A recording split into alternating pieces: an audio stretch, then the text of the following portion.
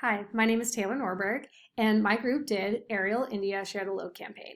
This Ariel India is a laundry detergent produced by Procter and Gamble, and they went into India's culture and researched about their publics and found that most of the women in the household in India do laundry detergent. And the entire campaign was about breaking down cultural barriers and gender roles and trying to include other members of the household to do the laundry as well. And we thought this was really interesting because of the cultural implications.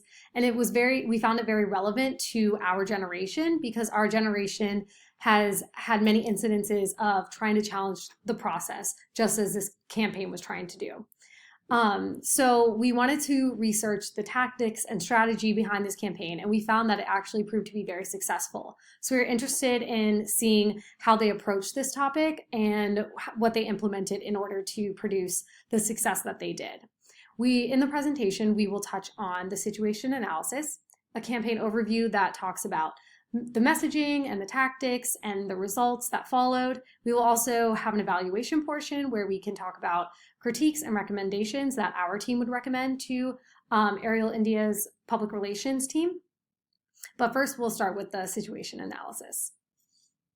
So starting with the situation analysis, the problem is that 70% of children believe household chores are women's work, according to a study that was done by Ariel Detergent.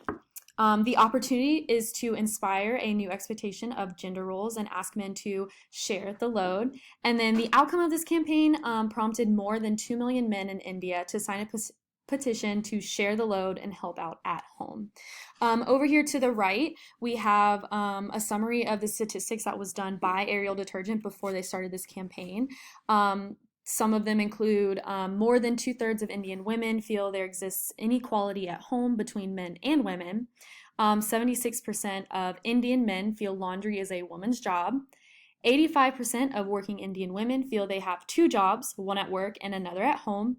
And then the last statistic is 73% of married Indian women feel a man prioritizes relaxing over helping with household chores. So moving on to the internal factors, because of Ariel's innovation in domestic household chores, they are changing the everyday lives of women and families, which strengthens their overall purpose to have more time to spend on what's important to you, which is your life, your family, and your goals. So the mission of Ariel Detergent is to represent happy memories, unforgettable stories, and great moments lived together with your loved ones. Their vision is freeing women from traditional gender roles through an easier and smoother laundry process, making a woman's life more full. And then the values are imagination, determination, and technological empowerment, which weren't outlined on their website, but they were taken from their overall image of what they wanted to implement with this campaign. Moving on to a brief background of Ariel Detergent and its lifespan, I went ahead and made a timeline of their history. So starting off, for the past 50 years, Ariel has been at the forefront of innovation in the world's household needs. So starting in 1967, Procter & Gamble introduced Ariel to the world, an innovative new biological washing detergent helping people to renew their clothes and the stories that they tell. Moving on to 1985, through biological improvement in the detergent, the first liquid detergent introduced outstanding grease cleaning performance. In 1992, Ariel Color was introduced in response to growing fashion trends of men and women. This new detergent would brighten colors instead of fade them. In 2001, in response to a change in culture, there was simply no time left in the day to do laundry. So Ariel introduced world's first Liquitabs, a revolution for dosing and making laundry easier than ever before. Moving on to 2008, this was a breakthrough of Ariel Gel, which was a bleach-free way of cleaning clothes. And then in 2012, Ariel Pods were released for the first time. Now, this was the first 3-compartment liquid tab ever, which meant more time to spend on your life, family, and your goals. And last but not least, in 2018, Ariel launched the PurClean TM washing liquid, which was Ariel's first 70% plant-based detergent, designed to give outstanding cleaning performance even in quick cycles and at temperatures as low as 20 degrees Celsius, enabling you to wash your laundry in energy efficient cycles. So now in 2018, they're aiming more towards a environmental friendly way of doing their business. So moving on to the external factors of the situation analysis. The history of India. India is a land of ancient civilization with deep roots in culture, politics, and economic practice. Now, according to worldatlas.com, India is home to one of the world's oldest civilizations, which had a profound influence on the development of the country, and also the culture itself reflected on the lifestyle of surrounding areas and civilizations. At the end of World War II, India went through a liberation movement led by Mahatma Gandhi, a popular figure that employed nonviolent civil disobedience, which guided the way for India's independence. And even today, his guidance inspires movements all over the world for freedom and civil rights. Moving on to the economic environment. India's diverse economy encompasses traditional village farming, modern agriculture, handicrafts, a wide range of modern industries, and a multitude of services. So, these services account for nearly 2/3 of India's overall output. However, such services employ less than 1/3 of India's labor force. So, according to heritage.org, India has capitalized on its large, educated, English-speaking population in order to become a major exporter of information technology services, business outsourcing, and software workers. However, there are several underlying causes that undermine India's overall economic development, according to heritage.com.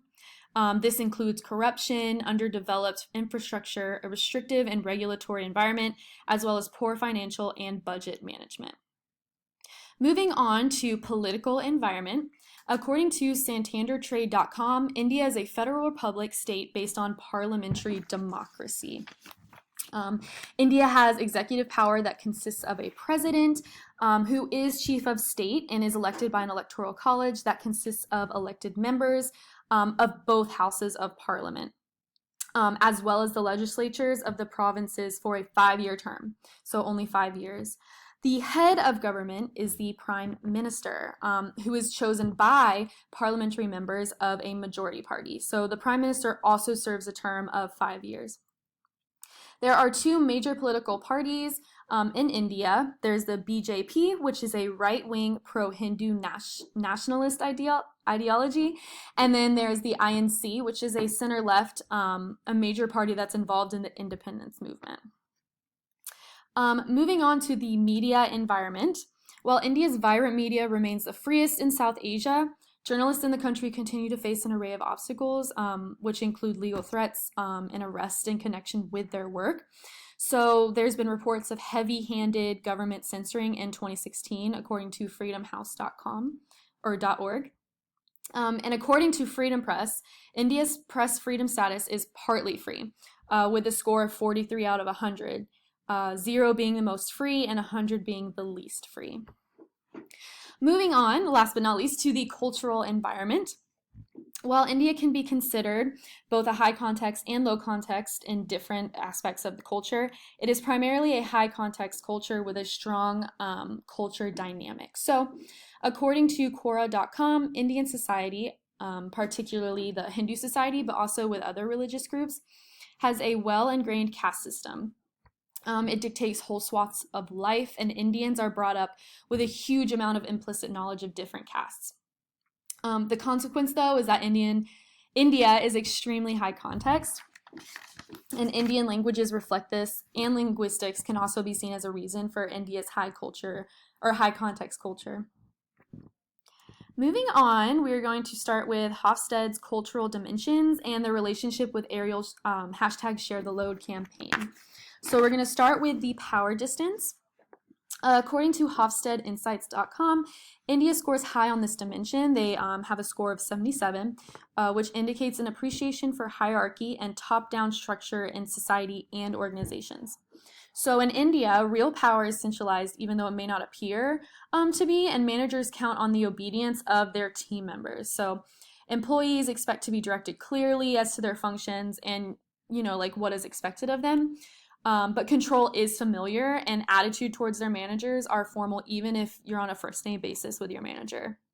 but the communication is top down and it's directive in its style. So moving on, we have the uncertainty avoidance. India scores 40 on this dimension, so it has a medium-low preference for avoiding uncertainty. In India, there is acceptance of imperfection, and nothing has to be perfect or go exactly as planned. India is traditionally a fairly patient country, so people generally do not feel driven and compelled to take action initiatives and comfortably settle into established roles and routines without questioning. So this was a real challenge for Ariel in determining how to break through that barrier of tradition and comfort and really get into the minds of people who are stuck in that tradition. Our next dimension is masculinity versus femininity. India scores 56 on this dimension, so it is considered a masculine society. India is actually very masculine in terms of visual display of success and power. India is also a spiritual country with millions of deities and various religious philosophies. But it's also an ancient country with one of the longest surviving cultures, which gives it ample lessons the value of humility and abstinence. This often reins in people from indulging in those masculine displays to the extent that they might be naturally inclined to. And next we have individualism versus collectivism. India, with a rather intermediate score of 48, is a society with both collectivistic and individualistic traits. So according to HofstedeInsights.com, the collectivist side means that there is a high preference for belonging to a larger framework in which individuals are expected to act toward the greater good of one's group.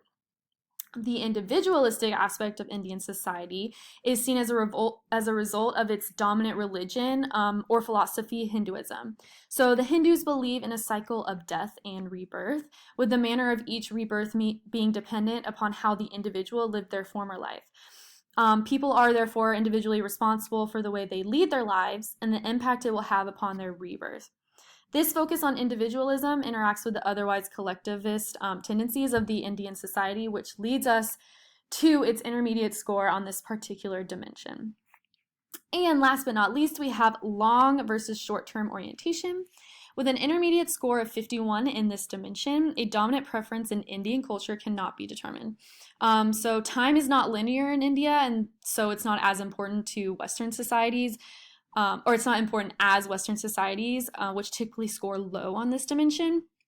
And countries like India have a great tolerance for religious views from all over the world. In India, there is an acceptance that there are many truths and often depends on the seeker. So according to Hofstede Insights, loosely speaking, there's a general comfort among Indian society with discovering the fated path as one goes along rather than following an exact plan. Moving on to the Corruption Perceptions Index. India is ranked 81st out of 180 countries in the 2017 Corruption Perceptions Index, according to Transparency International. So India's CPI ranking didn't influence or impact the Share the Load campaign because the campaign had no political or governmental relations. The campaign doesn't suggest change in India's political or government affairs, and therefore the CPI had no impact on the success of the campaign.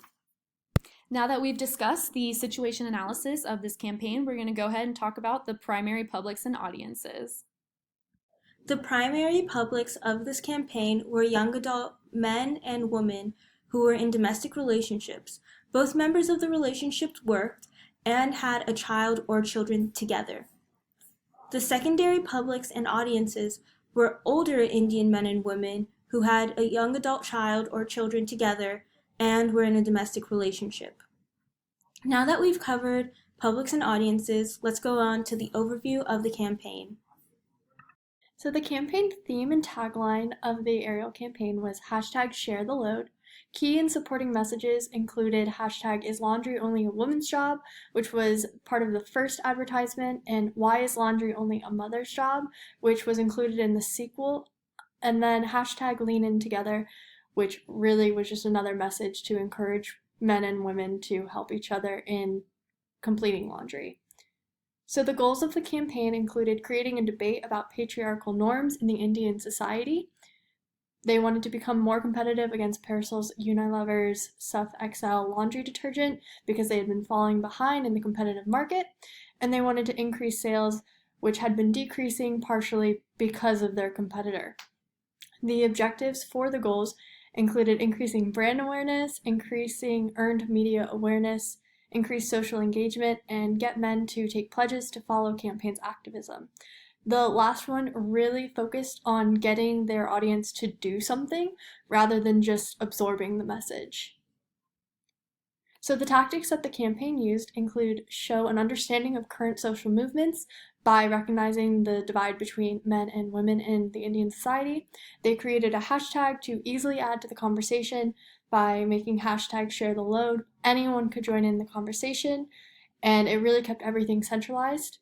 They created easily shareable infographics with statistics on gender inequality and the percentage of women who do laundry versus what percentage believes it's the woman's job. They specifically launched his and her packs, which really focused on giving easy to follow directions for men and women to use, which focused in on their product of cloth care. They created a blogger outreach campaign asking bloggers to talk about their experience with gender inequality and doing laundry. They also partnered with clothing designers and added the message to the wash care label, which it just said hashtag share the load and reminded anyone using or cleaning the fabric that it could also be done by a man or a woman. They also added the message to matchmaking services. So on an Indian matchmaking service, when you're filling out your profile, there was one option that said, I believe that the laundry should be shared between both partners, which was an interesting way to target a new audience. So the timetable was the initial ad rolled out in 2015. 2 months later, in March, it was followed with his and her packs, and then the sequel ad featuring a father talking to his daughter followed in 2016. The budget for each ad was between $500,000 to $1 million. Then the evaluation and stewardship efforts. The campaign really realized that investing in the brand's purpose can create long-term results and the effectiveness of pushing an activity, not just a message. So by really getting people to pledge to share the load, it really encouraged people and made the brand stick with them. They had men pledge to share the load, Ariel's revenue increased, and they received free PR, earned impressions, and consumer engagement, all of which will be touched upon later in the PowerPoint in the evaluation section. So next we have implementation of the messages and communication tools. The focus of this campaign was to create actions, not ads. Ariel India accomplished this through their commercials, social media engagement, website, and award-winning case study. The goal of the commercials were not only to persuade consumers to purchase their detergent, but to also provoke conversation on gender equality and roles in the house and encourage husbands to start helping their wives with daily chores. The campaign asks one simple question: why couldn't a man do the washing? In addition, helpful information and links were added to Ariel India's website to educate consumers on how to do laundry, how to pick out a good washing machine, and what it means to share the load. The company also saw great success when Deepak Sonpar, the Associate Director of Mediacom India, took the Removing the Stains of Social Inequality campaign for Ariel and turned it into an internationally award-winning case study. According to an interview with Sonpar on M&M Global, the campaign was crowned Campaign of the Year in 2016 at the Global M&M Awards. During her interview, Sonpar goes on to say that the company had all the information that they needed to complete this campaign. They just had to figure out how to put it into a 2-minute commercial. And after the launch of both commercials, Ariel India was able to continue this conversation via their social media platforms, Facebook, Instagram, and Twitter. Consumers eagerly participated in this conversation via their social media platforms as well. It became a digital conversation, and they shared stories on how their partners shared the load. As previously mentioned, hashtags like share the load, is laundry only a woman's job, and lean in together were created to use during these online conversations. If you were to look at Ariel India's social media accounts, you would see that they are very active. They post up-to-date information and picture ads that are appealing to the eye. After scrolling through their Twitter, you can tell that their most engaging social media account is by far that Twitter account. Even a couple years after the launch of their campaign, they still retweet, interact with their followers, and post very interactive content such as contests and different question and answer sessions. The most recent example of an interactive content that they posted is an online activity where followers participated in the Laundry Goes Even, Odd Even calendar, challenging husbands to do laundry on the odd days of the month and wives to do the even days. In this same activity, followers promised to hashtag share the load by using the new Ariel India Pact. Now, when you're looking at the environmental implementation of this commercial and how it is influenced by the culture in India, according to the Ariel India website, 2 out of every 3 women in India feel there is an inequality between men and women in the home, and 76% of men believe that laundry is a woman's job. In addition, the use of social media in India has just recently boomed in the last few years, leaving public relations agencies new tools to use. This campaign has provided women a support system to bring the subject matter of helping out with laundry up with their husbands. Now, when applying the circuit of culture to the campaign, it definitely is very evident how it is used. The regulation aspect, so the goal of this campaign was to break cultural norms and encourage husbands to help their wives with everyday chores around the house, more specifically, laundry. Representation.